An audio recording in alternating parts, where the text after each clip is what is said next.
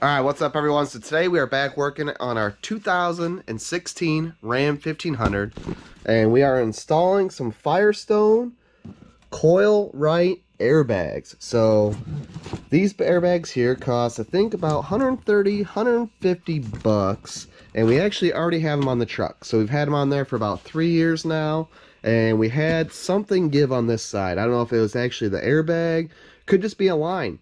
But either way, we bought a whole kit because if you look and see what just like replacement bags are or lines, you might as well just buy a whole nother kit. So that way when we take this apart and whatever's good, we'll put it right back in this box and we'll have it for spare parts just in case something happens next time and we really need those airbags. We'll have spare parts, put it on, fix it, be back on the road. So that being said, we got the kit here with no pump. So this one will be simple. You air up through your valve and all that. And a lot of the kits have you kind of mount them here or somewhere around in this section here down below. But what I did is, what I'm going to show you is we take the taillights out. But I have the valve stem right in here.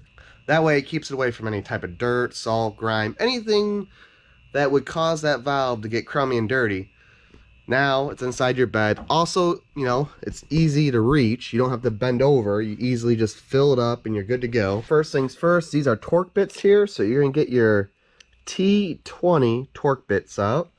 And you're going to unloosen these guys right here. And we're going to get at this. And they should come out pretty darn easy. So other than that, I believe, oh, and then there's two clips over here, which I believe, yeah, you pull, which I learned the first time I did this the hard way. I didn't quite understand how these taillights come out, and you can see you have those tabs in there, and all they do is slide right in. See how there's a slot here in your taillights? All you do is once you do that, you just pull straight back and it'll come right out. So now that we got that, you can see how we got our air line through our bed here, because the line, our air line routes down this hole right here, which just goes to underneath the truck. So no big deal. Not as bad as it looks right here. So now we got to undo all this here so we get our fresh line in. Alright, so to do it my way, guys, I'm going to show you right now. This is how they want you to do it. They want you to take this thick bag here, which I believe you got to take the air out and maybe in the valve stem to deflate this all the way. But they want you to squeeze that thing in between one of those coil springs down there, and I'll tell you, that is no picnic. So I found an easier way, which I did it 3 years ago, so I kind of forgot a little bit, but I do know once I get there, I'll know. So what we're going to do is, you're going to need a jack, and you're going to need some stands, because what we're going to do is we're going to jack this up by the pumpkin underneath, your differential, and then we're going to put two stands on each side of your frame on the back side, so then when we lower the diff, the truck is already hoisted up in the air, and it takes all the tension off. That way your springs become looser and looser, and we should be able to pull one of those right out.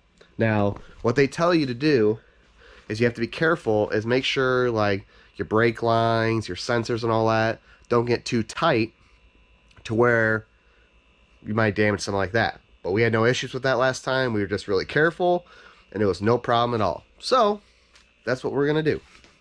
So, and you, trust me, you're more than welcome to try it their way, and maybe you'll have better luck than me, but it was a pain in the butt, so we ended up doing it this way, and we like it. So if you have these type of jack stands only, this might become a little bit more difficult of a job.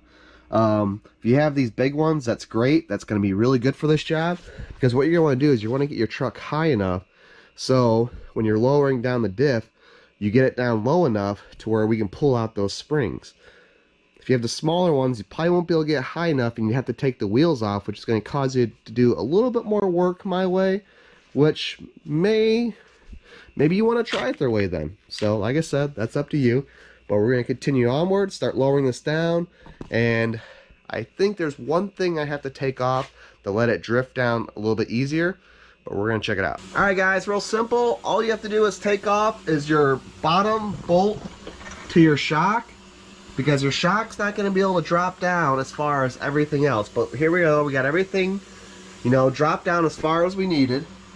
We haven't undone this side yet because honestly, this side doesn't leak yet for us. This side of the bag works really good, so just depending on time, we might only replace this side, but one-handed still might be a little tough.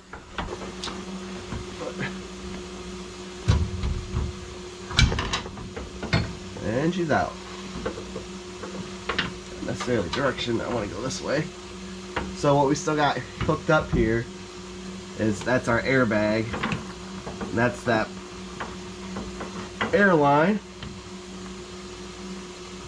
So get that unscrewed here. Yes. Oh. And honestly, it's all junk to me anyways. This side, for some reason, from the get-go, always gave us problems. Probably something we did. So you can see some average wear marks on here, and it was right in here, about right somewhere in here. You can even see it's starting to, yeah, it was starting to wear. But anyways, there's a small little hole in here, and that's where our air leak was. It wasn't actually the line, it was the airbag itself.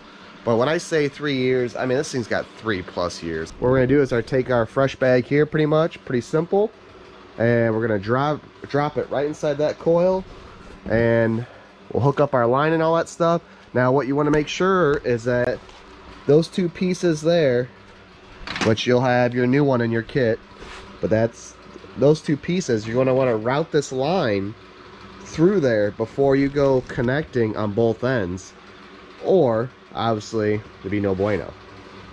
We have to run this side first, so that line that they give you is just one line with the two ends that you need. So pretty much they expect you to cut it, so you can cut it directly in half, which is probably exactly what we should need, but I don't want to risk that, so I am running my line through our hole that goes to our tail light. You can see here's my previous line. I used the zip tie there.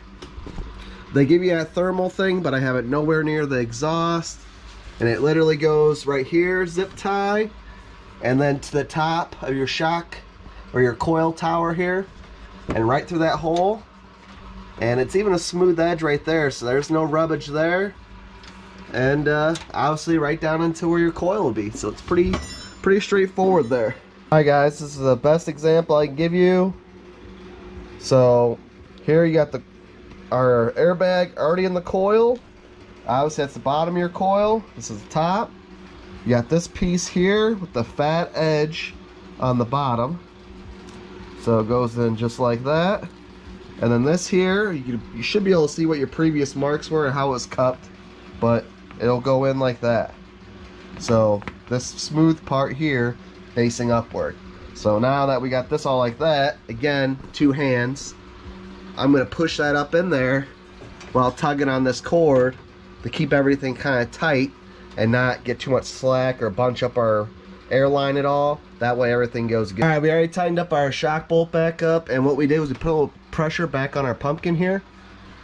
So this airbag no longer has a lot of space to travel up and down. So that way we can get the correct measurement of airline going through here. But first we're going to pull it through, and we're going to do some splicing and all that, which we're going to show you that in a second. And then once we're done, we'll come down in here and we'll button everything up, because it's pretty simple, straightforward. It'll be a zip tie there. Actually, you know what we're going to do? We're going to put our zip ties in now, but we're not going to tighten them down yet. So make sure you leave a little slack. So find your best spots for zip ties, but mine's going to be right where I showed you guys here, and then one right here, and that's all we needed. Alright everyone, so we got everything almost all hooked up.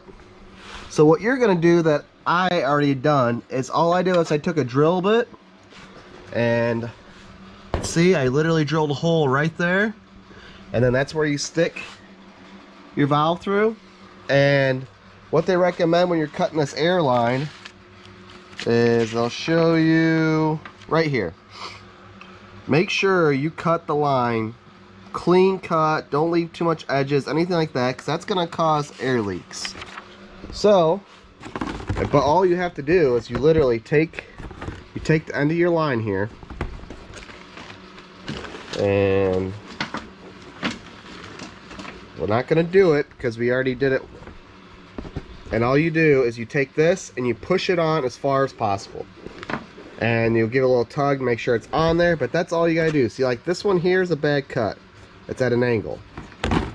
So we actually cut, and then we noticed that, and we had to trim a little bit on our other hose. So other than that, she's good to go. We put her down so we could show you guys, put a little air in it, do a little test.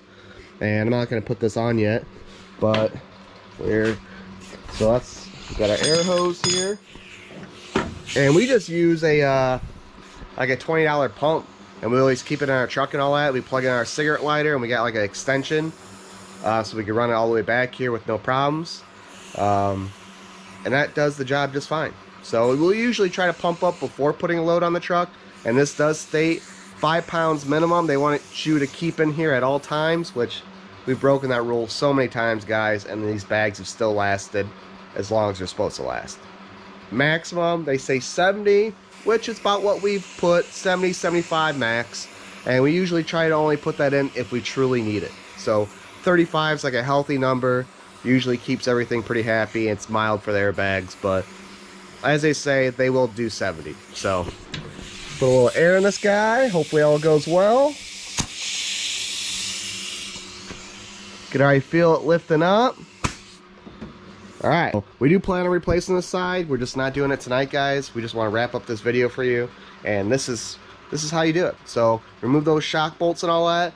A lot easier than stuffing them through the coils like that. As you can see, the whole process of juggling with even the airline and all that, having that all pulled apart makes it that much easier, instead of you having to stick your hand in and like feather that in and all that stuff. And thing about when it comes time for you to replace your airbags is that you're going to want to try to pull that airbag out of there. No, that's only their way for you to get them in. They're not even telling you how to actually get them out. So that's the way to get them in and out. So if you guys have any questions, hit me up in the comments. I feel like I didn't cover everything in this video, but I did. But either way, if you have any questions, hit me up in the comments. Hope this video helps you out. These airbags help us out so much between pulling the boat, whether it's our utility trailer or it's our car hauler with our big Jeep on there, loaded down for vacation. Doesn't matter. This truck sits nice and even, and these things are just freaking awesome. So, thanks for watching, guys, and we'll see you later.